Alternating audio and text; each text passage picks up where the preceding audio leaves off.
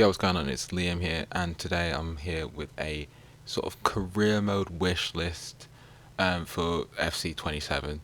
I haven't really been playing career mode for like the past month, really, let alone any sort of FC, just because there's a few issues with it that just makes the game less enjoyable. So, this is the first one. I want fluid movement for youth players, well, youth academy graduates between the first team and the youth team. So the first thing that would have to happen for that really would be upping the age gap or cap to about 21 or 23. I think 21 is the cut-off point really, just so that you one don't demote players such as like 30-year-olds. You have to have a cap on it somewhere, just because you don't necessarily have that realism when you have players coming back to the first team after injury and stuff like that. So if we put a cap on it at 21, and it just saves the issue of you stockpiling a bunch of players or having to let go of a bunch of players because they're maybe too good for the youth team but not good enough for the first team. So you put them into the first team and they ain't getting game time because there's like people ahead of them. And if you loan them out and keep loaning them, by the time they're good enough to get into the first team, you've already brought like two players ahead. So having that ability to go, cool, we have an injury, we'll bring that person up, see how they do. If they play good in game, keep them in there. If they don't, send them back down and play a little bit longer. And it just stops that cycle then where they're just purely for profit, or you're kind of ruining your experience and buying players and stuff like that by forcing someone that's, say you're a Man U, someone you don't want someone in the team that's 64 rated while the rest of the team's like 8 and they just stand out like a sore thumb. You kind of have to feed them to get better or loan glitch them. So having them have the ability to go up and down and maintain both would be great, which would mean also a change to the way that they do the youth tournaments, which I'd happily have some more customization and more ability to expand the youth tournaments to a 7 or 9 aside rather than the 5 aside rush that we get, because that game mode hasn't worked. No 5 aside across them have worked since FIFA Street days. Let's be honest. Volta was awful. Rush, if you played Ultimate Team, it is again awful unless you're playing with friends, because no one passes the ball. Against a computer, it's just a bit boring. So I like the ability to have maybe a 9 aside and the use of different tournaments. So having somewhere that's actually set up for that space rather than it just being in the middle of a full pitch. I know some are, but having that ability to have both would be great. Talking about flexibility and adaptability, tactical flexibility. Uh, that on and off ball doesn't have that great of a effect really when you talk about formation. I would like it to implement something similar to FM, where that proper in and out possession can be two different formations, like completely. So a 4-3-3 into a 4-5-1, instead of having that 4-5-1 and just going, we'll put wide midfielders on attack. So it just makes it so that there is more flexibility between tactics, and then that might not necessarily work for Ultimate Team, which I think that's the direction they went in for the first place by having this.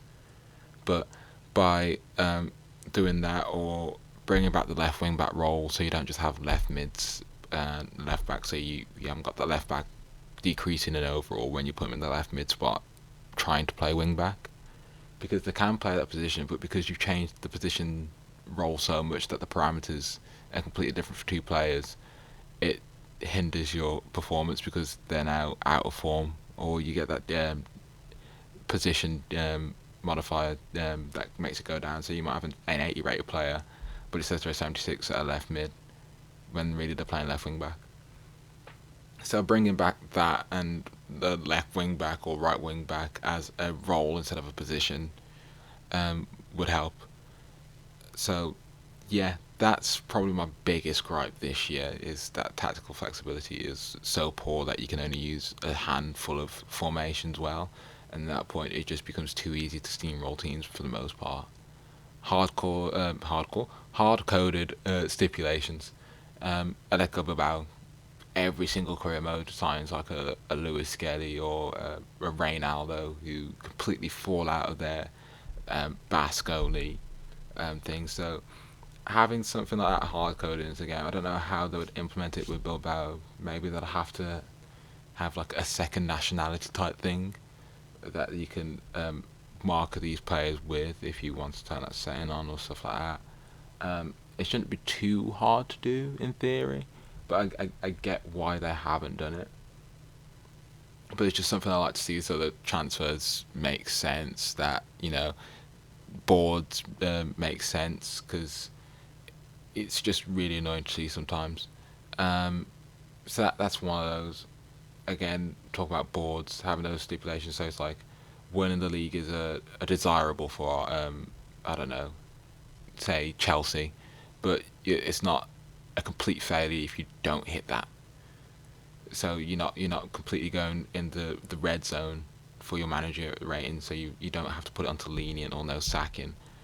It's just changing those words and terminologies and those parameters around so that it's not necessarily looked at as a fail or like a hard fail, and maybe they give you a bit more time to reach that goal in certain places, in certain environments. Like if it's Real, I get that you're getting rid of a manager if they don't win anything.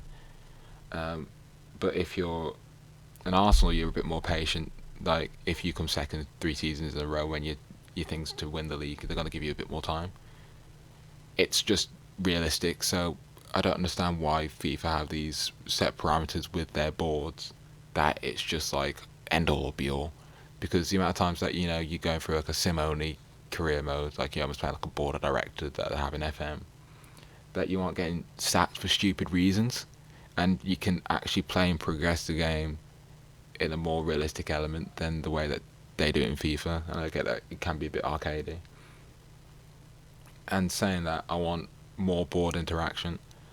Back in the day, you can go to the board and ask for more funds if you needed more signings.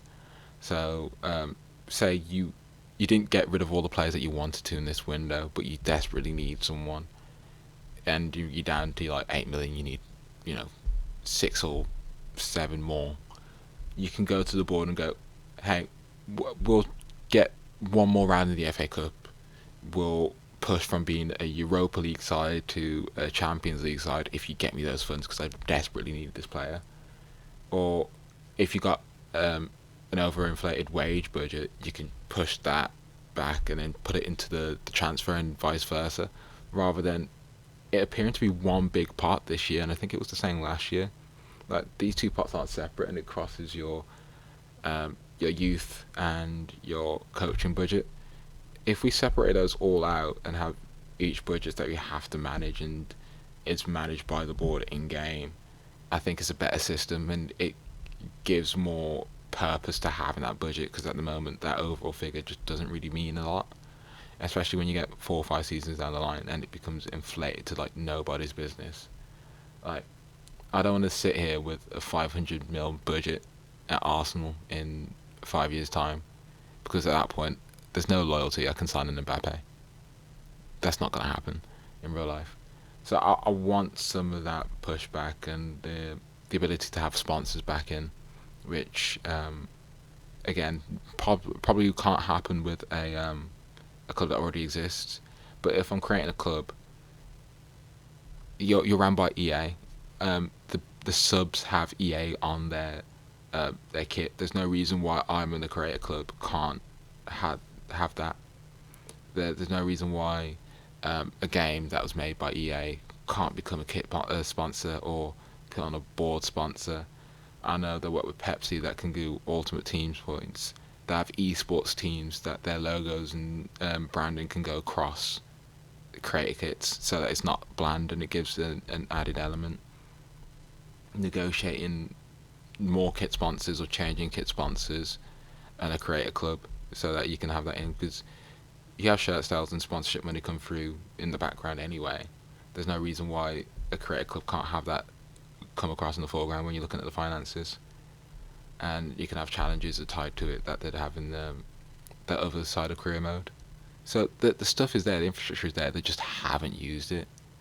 Same with the free agent pool. I think the amount of free agents that you get, the variation doesn't really make sense. I know that has to do with topping up player totals for when players retire and stuff like that, but it sometimes it just doesn't make sense. Like you'll have 80 overalls that popped up out of nowhere just sitting in there, and I don't think that's necessarily realistic when you can only get like max a 68 overall coming out of the youth academy.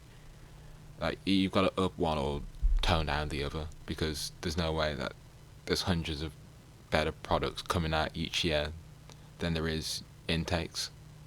So that doesn't make sense. The players that clubs necessarily release don't make sense all the time. So I want that to be tweaked a little bit. I think there was another one that I'm missing.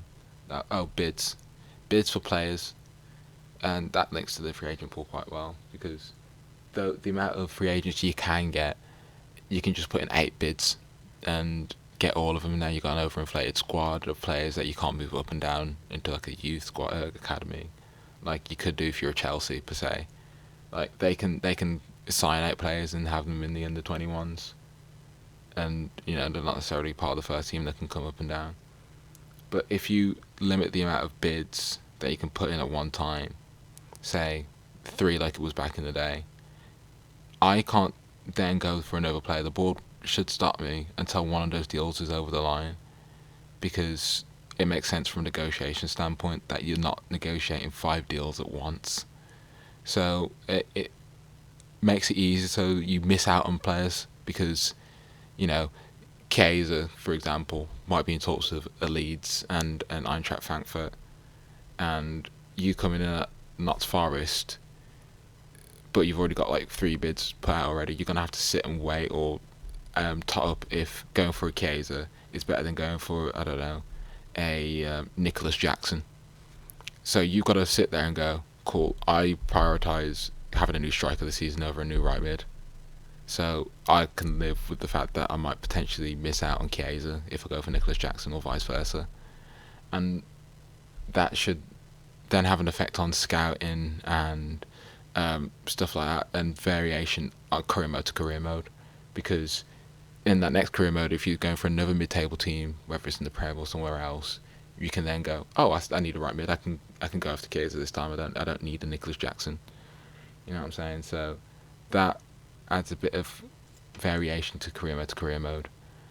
Player importance is another one. Your crucial players missing one game. I had Schlotterbeck in a Borussia Dortmund career mode, miss the Super Cup at the start of the season, and then handed in the transfer request. One game. And he was like, yeah, cool, I'm not playing enough. It doesn't make sense. Whereas, if it's halfway down the season and he hadn't been injured or suspended and he's played 3 games, cool, I get it. Hand in a transfer request. Even if you played 9 games out of, 14, and you get to that point and you're like, cool, I'm not played enough and I've been fully fit the entire time, I get it. But not playing the first game of the season, which isn't really call it competitive if you want, but isn't that competitive, I think is stupid. And I think that is all that I had to talk about, really. There's stuff with price inflation of players and stuff like that, but again, I don't think FIFA is going to change that anytime soon. I don't think they're going to change the budgets, really, because I don't think they care about career mode that much. But it's stuff I'd like to see change. But if you have anything else that you want to add, just comment it down below, and see you next time. Peace.